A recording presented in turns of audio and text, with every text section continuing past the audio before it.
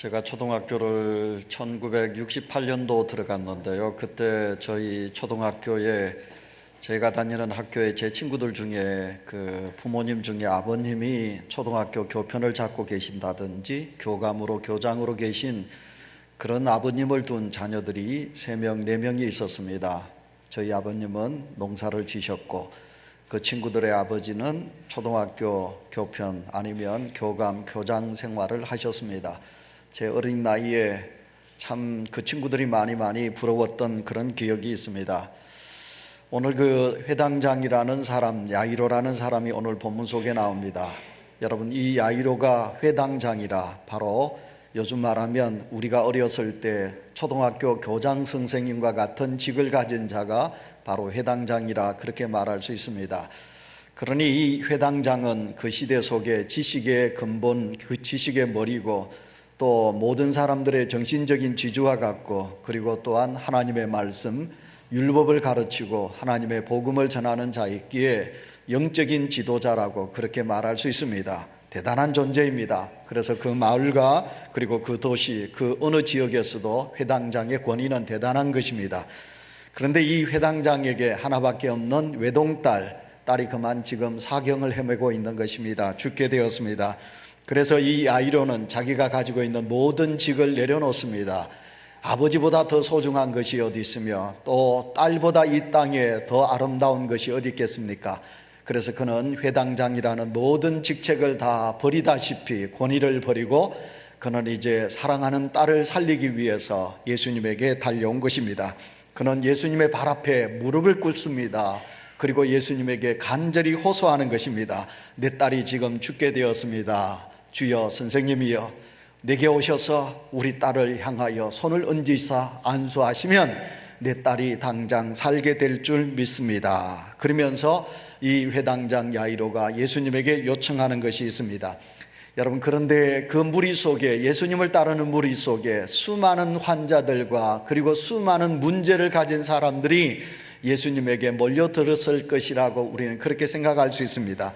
그 많은 사람들 중에 12년 동안이나 혈루증으로 인하여 고통 중에 있던 불쌍한 여인이 그곳에 있었습니다. 성경에는 혈루증이라고 그럽니다. 그런데 이것을 우리가 더 쉽게 말하면 이제 하혈을 하는 부인병이라 그렇게 말할 수 있습니다. 여러분, 그는 하루 이틀을 이렇게 하혈을 한 게 아닙니다. 1년, 2년, 그 기간이 10여 년이라는 세월이 흘렀습니다. 12년 동안 그는 고통 중에 있었습니다. 오늘 26절을 보시면 이 여자는 많은 의사에게 도움을 요청했지만 많은 의사들에게 구원을 얻은 것이 아니라 괴로움을 받았다. 여러분, 가진 것이 다 허비되었다. 아무것도 그에겐 효험이 없었다. 이제는 그에겐 절망밖에 없는 그런 상태였습니다. 자, 여러분, 긴 병에 효자는 없다는 말을 우리는 듣게 됩니다. 여러분, 사랑하는 부모라 할지라도 자식이 처음에는 효하면서 그 부모를 섬기게 되는데 그 부모님의 병이 오래 가게 되면 자식의 입에도 한숨이 나오고 짜증이 나오고 화가 나게 될 때도 있는 것입니다. 여러분, 병 중에 있는 분이 길어졌다, 그 병이 길어졌다, 가족에게는 엄청난 고통인 것입니다. 그러니 이 여인이 얼마나 그 병을 고치기 위해서 노력을 했겠으며 또한 이 병으로 인하여 가족들에게 버림당하는 아픔 또한 얼마나 컸겠는가 너무너무 잘 알 수 있습니다. 여러분, 병이 길어지면 여러분 마음의 병이 생기게 되잖아요. 그래서 여러분, 마음의 병이 생기게 되면 어떡합니까? 우울증이 찾아오지요. 살 소망이 없어지지요. 그래서 죽음밖에 생각나지 않겠지요. 그래서 병이 길어지면 그분에게 주어진 육체의 질병보다 마음의 질병이 더 슬픈 거지요. 그래서 여러분, 이 혈루증 앓는 여인에게는 이런 큰 슬픔 속에 있었지 않겠는가 그렇게 생각이 됩니다. 그런데 이 여인에게 희망의 소리가 들려옵니다. 기쁨의 소리가 들려옵니다. 그 소리가 무엇입니까? 나사렛 예수께 가면 모든 병을 고칠 수 있단다. 안진뱅이도 일어나고 죽은 자도 살아나고 어떤 병에 걸렸든지 그에게만 가면 모든 병을 고칠 수 있단다. 귀신 들린 자도 예수에게 가면 귀신이 물러가고 그래서 모든 치유가 일어나게 된단다 하는 소문을 여러분, 이 여인은 듣게 된 것입니다. 여인은 이 소식을 듣고 그는 이제 한 마음으로 달려가게 됩니다. 꺼져가는 불씨 같았는데 이제 그 여인의 마음속에는 이제 샘솟듯 소망의 희망이 그 여인의 마음속에 자리 잡게 되는 것입니다. 자, 사랑하는 성도 여러분, 소문은 참 귀한 것입니다. 그런데 우리가 살아가는 세상에 좋은 소문보다 나쁜 소문이 더 많이 잘 번지는 것 같습니다. 누룩이 번지듯이 나쁜 소식이 우리에게 더 많이 들려오는 것 같습니다. 어느 교회가 부흥한단다, 이런 소식보다 어느 교회가 문제가 있단다, 그 소식은요 갑자기 번져지게 되는 것을 보게 됩니다. 어느 곳에 가면 사람들을 만날 수 있단다, 그 사람들은 나를 기쁘게 하는 사람이란다, 그 사람들이 물고 있는 마약 우리가 구할 수 있단다, 그곳에 가면 밤맞도록 화도를 칠 수 있단다, 그곳에 가면 밤이 맞도록 춤을 춰도 피곤치 않단다, 이런 나쁜 소식들을 듣고 사람들이 몰려들기도 하는 것입니다. 그러나 좋은 소식도 있지요.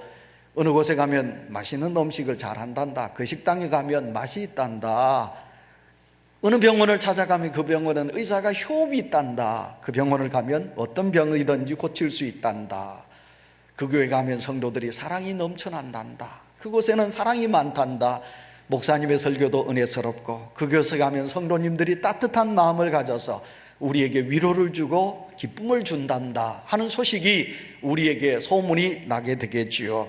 여러분, 좋은 소문, 그 좋은 소문은 널리 퍼뜨려야 되고 나쁜 소문은 우리가 말하지 말아야 되겠지요. 좋은 소문이 있습니다. 바로 이 혈루증 앓는 여인은 좋은 소문을 들었습니다. 그 좋은 소문의 주체가 누구냐면 바로 예수 그리스도시죠. 여호수아 2장을 보시면 하나님께서 역사를 하십니다. 그 하나님의 역사를 소식을 누가 듣느냐 하면 바로 여러분 여리고 성에 살고 있는 라합이라는 기생입니다. 불쌍한 여인이지요. 몸을 팔고 술을 파는 기생 라합. 근데 이 라합의 귀소리에 누가 들려오느냐 하면 하나님의 소리를 듣게 됩니다. 하나님의 백성들이 애굽에서 430년 동안 노예 생활을 했는데 하나님께서 세계를 지배한다고 하는 바로 파라오를 치시고 10가지 재앙을 내리시고 하나님께서 이스라엘 백성들을 구원하셨다.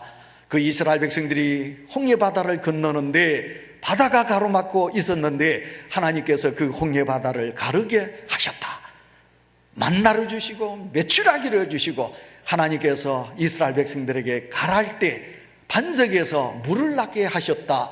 그 소리를 누가 들었느냐 하면 그 멀리 살고 있는 여리고 땅에 여러분 라합이라는 기생이 그 소리를 듣게 되는 것입니다.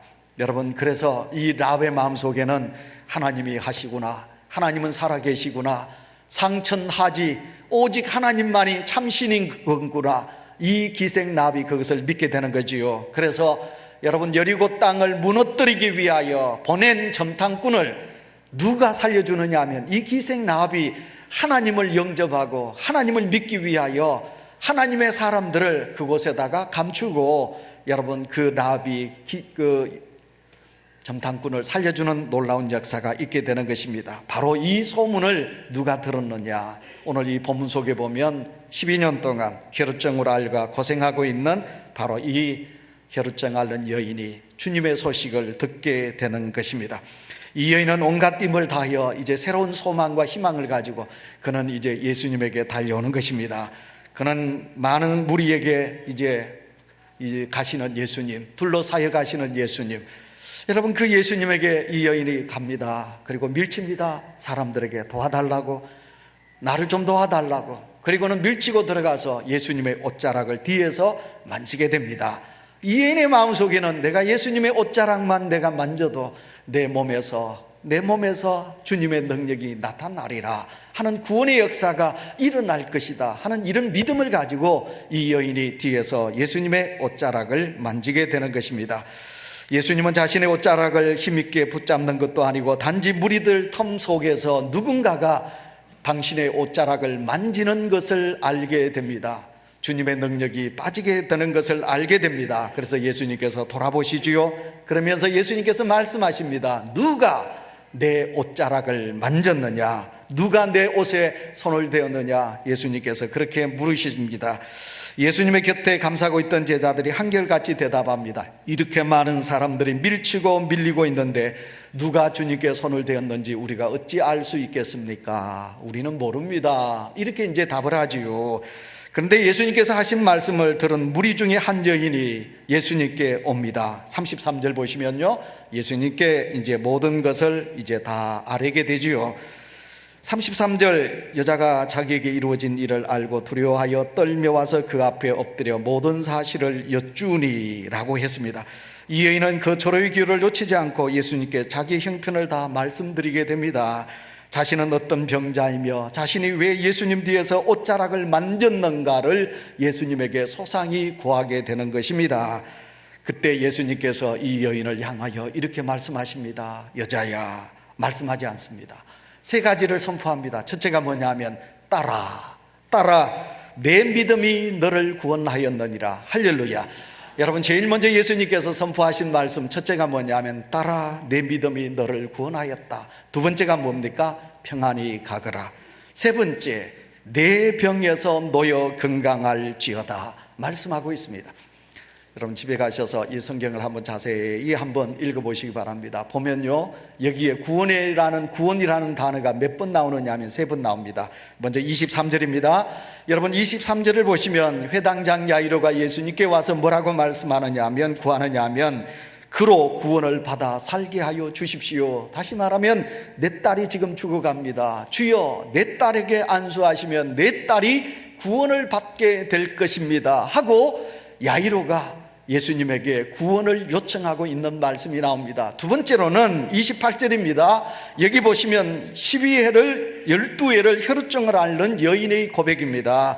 이는 내가 그의 옷에만 손을 대어도 구원을 받게 될 것이다 하는 이 믿음이 있습니다. 그 다음 세 번째로는 예수님의 말씀입니다. 34절로 넘어가 보시면 혈루증 앓는 여인에게 예수님께서 축복의 구원의 선포를 하고 계십니다. 따라 내 믿음이 너를 구원하였으니 평안히 가라. 내 병에서 놓여 건강할지어다. 할렐루야. 사랑하는 성도 여러분, 그렇습니다. 따라 내 믿음이 너를 구원하였다. 이 여인의 믿음이 또 훌륭한 것을 우리가 보게 됩니다. 그래서 주님께 칭찬을 받고 있는 것입니다. 그러나 여러분, 오늘 우리는 이 여인이 치료받고 이렇게 샬롬이라는 평강의 선물을 받고 영과 육이 강건해져서 60만 치료받은 것이 아니라 영혼의 구원을 받게 되는 것을 우리가 보게 됩니다. 주님께서 평안할지어다 샬롬의 복을 선포하시지요. 그 복을 안고 갈 때 여인의 기쁨은 이루 말할 수 없을 것이라고 생각합니다. 성도 여러분, 누가 이 일을 하였습니까? 누가 이곳에 이 불쌍한 여인을 오게 하셨습니까? 그리고 누가 이 여인에게 평안을 주셨습니까? 누가 이 여인에게 구원의 은총을 주셨습니까? 바로 우리 주 예수 그리스도이신 줄 믿습니다. 우리 주님께서 이 여인을 이곳에 있게 하여 주셨습니다. 이곳으로 오게 해서 주셨습니다. 절망과 모든 것을 희망을 저버리고 삶을 포기할 수밖에 없었던 불쌍한 이 혈루증 앓는 여인, 그런데 그 여인에게 희망의 소식이 전해졌고 그리고 예수님의 옷자락을 만졌더니 구원의 역사가 이곳에 있게 된 것입니다. 제가 설교를 시작하면서 그랬습니다. 여러분, 우리가 건강합니다. 성도 여러분, 우리가 건강합니다. 감사하지요. 그러나 우리 중에 건강치 못한 이들이 너무 많이 있습니다. 사랑의 리퀘스트, 요즘 방송이 이제 작년부로 끝이 났습니다. KBS 1 토요일 날 저녁 6시, 저는 그 방송을 볼 때마다 눈물을 흘리지 않은 적이 없습니다. 가난합니다. 가난한 집에 또 자녀들이 아니면 형제가, 부모가 불치의 병으로 죽어갑니다. 그래서 사랑의 전화 한 통을 온 시청자들에게 요구를 합니다. 너도 나도 할 것 없이 사랑의 전화의 번호를 누르게 되면 그 번호 속을, 그게 이제 다 화면에 얼마의 액수가 떠지게 되지요. 저는 이제 그 액수를 봅니다. 그래, 누군가가 또 전화기를 누르십시오. 1,000만 원이 되었습니다. 1,500만 원이 됐습니다. 2,000만 원이 됐습니다. 3,000만 원이 됐습니다. 드디어 5,000만 원이 올라갑니다. 저는 그 액수가 올라갈 때마다, 그래서 어떤 날은 제가 전화기를 들고요 6번, 7번, 10번을 눌른 적이 있습니다. 그런 전화기를 울릴 때마다 그들에겐 무엇입니까? 불치의 병으로 죽어가는 이들에게 치유할 수 있는 역사가 일어나니까 그들에겐 소망과 기쁨이 아니겠습니까? 오늘 이 혈루증 앓는 여인 12년 동안 모든 것을 다 탕진했겠지요. 가족에게 다 버림받았겠지요. 그는 엄청난 슬픔과 외로움과 고통을 가지고 살 수밖에 없는 여인이 아니었습니까? 그런데 그 여인이 누구를 만났느냐 하면 이 불쌍한 여인이 우리의 구세주 되시는 예수 그리스도를 만난 줄 믿습니다. 우리 주님이 그 여인을 멀리하지 않았습니다. 우리 주님이 그 여인에게 따라 네 믿음이 너를 구원하였느니라 말씀하고 있는 것입니다. 가족만큼 아름다운 것이 어디 있겠습니까? 그래서 가족은 행복해야 됩니다. 가족은 늘 사랑이 있어야 합니다. 부부간에 사랑하셔야 되고, 부모님을 존경해야 되고, 부모님은 자식을 위하여 희생하며 기도하며, 가정이 늘 웃음이 넘쳐나는 평강의 가정이 되어야 되지 않겠습니까?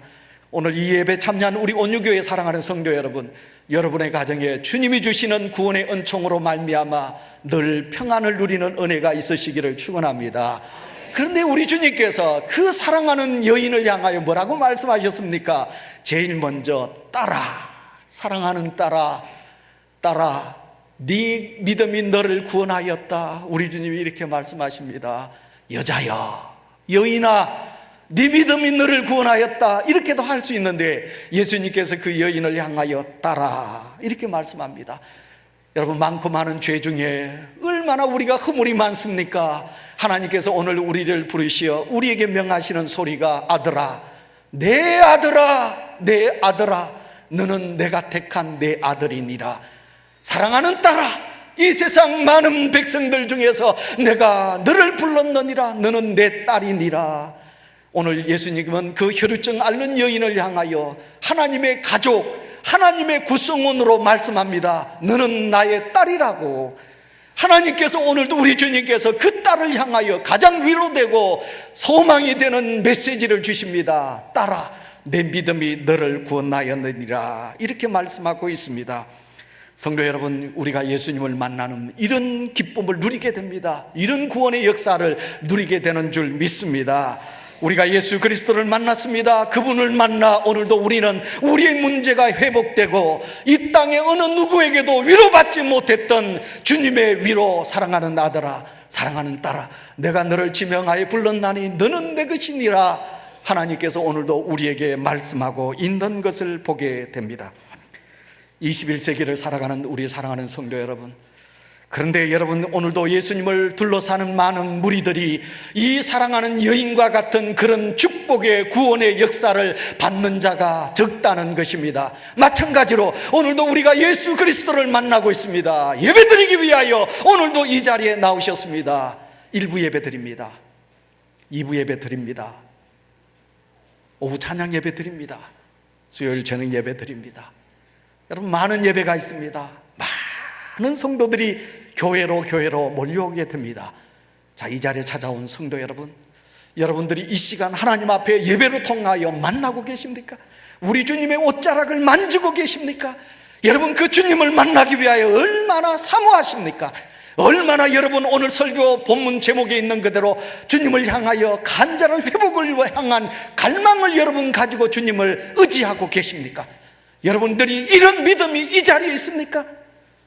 레위기서 15장을 보시면요, 이 혈루증 앓는 여인은 절대로 사람들 속에 오면 맞아 죽습니다. 돌에 맞아 죽습니다. 나병, 한센병, 그리고 이 유출병 가진 사람은요 절대로 무리 속에 오면 안 됩니다. 무리를 봅니다. 사람들이 적어서 옵니다. 나병 환자들, 유출병 환자들이 고개를 돌리고 오른손을 들고 고함고함을 질러야 됩니다. 나는 부정하다. 다시 말하면 나는 혈루증을 앓는 여인이에요. 나한테 오면 당신들은 부정한 사람이 됩니다. 가세요, 가세요. 나는 나병에 걸렸습니다. 나는 죄인입니다. 가세요, 가세요. 그러면 그 사람들이 보고 도망을 가는 겁니다. 그런데 만약 그렇게 소리치지 아니하고 무리 속에 오면 사람들이 먼저 알게 되면 돌을 들어서 사람을 죽이게 되어 있습니다. 오늘 이 여인이 얼마나 두려웠겠습니까? 예수님께서 돌아보시고 누가 내 옷자락을 만졌느냐? 그때 여인의 마음속에는 뭐가 제일 찾아왔겠습니까? 이제 나는 죽었구나. 나는 이제 내 병이 들통났으니까 나는 이제 죽었구나. 그래서 오늘 예수님께서 주신 말씀이 뭡니까? 안심하라 여자여, 안심하라, 평안히 가라. 너는 이제 낫게 되었다. 네 믿음이 너를 구원하였느니라. 예수님께서 말씀하고 있습니다.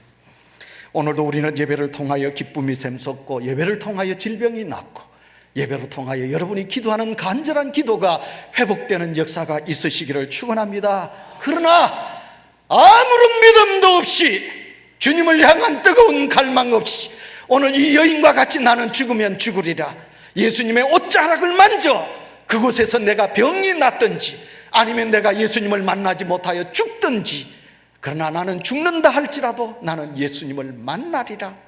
이 여인은 그런 믿음의 각오를 가지고 주님께 찾아 나온 거지요. 성도 여러분, 이 세상에는요 불쌍한 이들이 너무 많습니다. 우리의 믿음이 깊어지고 우리의 신앙이 밝아지면 여러분 눈에는 긍휼의 은총을 하나님이 주시지요. 자비의 은혜를 우리에게 주지요. 여러분, 여러분의 마음속에, 여러분의 눈에서 자꾸 눈물이 나고, 안 됐다, 불쌍하다, 너무너무 힘들구나, 저런 사람이 어떻게 살까, 여러분 이런 마음을 주시면요 그건 사랑의 은사지요. 그런 은사를 우리가 사모해야 되지요. 예수 믿는 사람은 누가 뭐래도 여러분의 마음이 따뜻해야지요. 오늘 이 세상에는요 70억이 넘는 사람들 중에요 아기를 태어났는데 그 아기가 엄마 젖도 한번 빨지 못하고 죽어가는 아기가 이 세상에 얼마나 많은지 압니까? 제가 별로 아름답지 못한 슬픈 이야기를 좀 하겠습니다. 인터넷을 제가 보고 글을 읽는데 제목이 뭐냐면 삶이 아프다. 제목이 삶이 아프다, 미안하다, 그런 제목이었습니다. 읽어보니까 작년에 80대 된 아버지, 70 후반대 된 어머니 두 사람이 목포에 사는데, 두 사람이 방 안에다가 연탄불을 피워놓고 책상 위에 영정사진을 올려놓고, 그리고는 아들을 향하여 삐뚤삐뚤 섰습니다. 아들아, 내 사랑하는 아들아, 우리가 너무 너희들에게 힘이 되었다, 짐을 지었다. 조금이라도 살고 싶지만 산다는 것이 곧 너희들에게 짐이 되는 거구나. 일찍 가서 미안하다. 그리고는 연탄불을 피워놓고 두 부부가 죽었어요. 아들이 김장을 해서 며느리와 함께 아버지요 하고 찾아온 거예요. 목포에서는 뭐라고 그럽니까? 아버지의 그라는겨, 이건 부산말이고 아버지, 엄마 하고 찾아왔는데 문을 두드리는데 소리가 안 들려요. 문을 열어보니까 사늘하게 시신 두 시체가 있는 거예요. 두 분이 그렇게 해서 돌아가셨어요. 4살 아이가 놀다가 그만 떨어졌어요. 세면바닥에 머리가 이그러졌어요. 아빠, 엄마가 그 아이를 안고, 4살 된 아이를 안고 병원 응급실로 갔어요. 근데 이 마취를 할 수가 없어요. 머리가 너무 많이 깨어졌기 때문에. 마취를 하게 되면 이 아이는 식물 인간이 된다고. 그래서 그 아이를 돌돌 의사가 말아가지고는 아빠 보고 그 아이의, 4살 먹은 아이의 발을 잡으라고 그랬어요. 마취를 하지 아니하고 그 머리를 수술을 하는 겁니다. 근데 그 아이가 비명을 지르지요. 아빠를 보면서 뭐라고 합니까? 아빠, 나 아파요. 아빠, 나 아프지 않게 살려주세요. 아빠. 그러나 그 아빠는 그 아이의 아픔을 아무것도 해줄 수 없는 아빠의 무능함을 깨닫게 되지요. 언젠가 서울 강남의 한 고등학교 여학생이 자기가 사는 5층 아파트, 좋은 아파트도 아니지, 좋은 아파트 위에 올라가서 뛰어내렸어요. 학교에서 왕따를 당하니까. 근데 공교롭게도 남의 차 위에 떨어졌어요. 다리는 부러졌지만 깨어나 보니까 자기가 살았어. 질질 다리를 끌고 다시 옥상으로 올라가지요. 여러분, 현관에도 그 딸의, 그 여자아이의 피가 있고, 계단 올라가는 계단에도 피가 있고, 자기 집 앞을 지나가는데 현관 앞에도 피가 있고, 옥상까지 다리에 피를 가지고 올라갔어요. 그리고는 다시 살펴요. 차가 없는 곳을 살펴서 이 여자아이가 떨어졌어요. 그 자리에서 적사했지요. 그 딸이 그렇게 죽어가고 학교 생활이 힘든데도 그것도 모르고 그 어머니는 딸이 죽을 때 그 방 안에서 낮잠을 자고 있었다는 것입니다.